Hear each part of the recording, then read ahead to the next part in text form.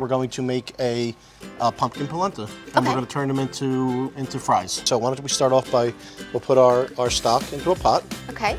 And pumpkin's one of those foods that, you know, we think about pumpkin pie, everybody knows about that, but we don't really think about that for other kinds of things. So I'm really interested to see what we're going to make today.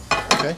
So the good thing about polenta is that once you cook it and chill it, put it in any kind of shape you want, it'll firm up real nicely. Okay. And then you can further saute it after that. Okay. So it's easy to work with. Can make whatever shape we want. We're going to get our chicken stock going, and we're going to bring that to a boil. And what are some other nutritional values that come from pumpkins that you bring home with your family? So for moms, folate is a great ingredient that you're going to Okay. get in pumpkin. So women that are pregnant or trying to become pregnant, we know how important folate is for them. But for everybody in general, you're going to get other types of nutrients. You're going to get your vitamin A, you can get potassium, beta carotene, which gives it sort of that orangey kind of color. So those things that are good and rich to have in your diet in general.